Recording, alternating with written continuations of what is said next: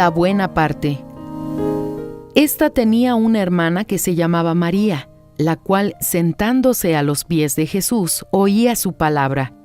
Pero Marta se preocupaba con muchos quehaceres, y acercándose dijo: «Señor, ¿no te da cuidado que mi hermana me deje servir sola?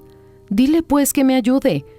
Respondiendo Jesús le dijo: «Marta, Marta, afanada y turbada estás con muchas cosas, pero solo una cosa es necesaria, y María ha escogido la buena parte, la cual no le será quitada».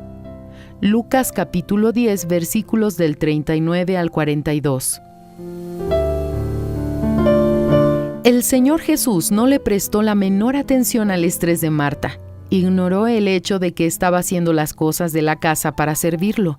Entre oír las enseñanzas y servirlo con sus obras, ella escogió las obras.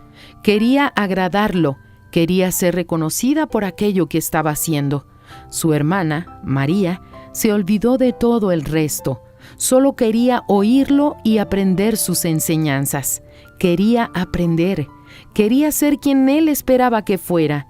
Y fue justamente ella quien lo agradó, pues quería lo que él quería. Él quería enseñar. Quería llevar a las personas al reino de Dios. Quería cambiar sus pensamientos. Ella quería aprender. Quería entrar al reino de Dios. Quería cambiar sus pensamientos. Se necesita poco, o incluso una sola cosa: oír sus enseñanzas. Practicando la palabra de Dios, será posible realizar todo el resto. ¿Para qué la inquietud? ¿Para qué la preocupación? Para quien escoge la buena parte, esta jamás le será quitada. Elija oír la palabra de Dios, aprenderla y practicarla. Las inquietudes y las preocupaciones son absolutamente innecesarias.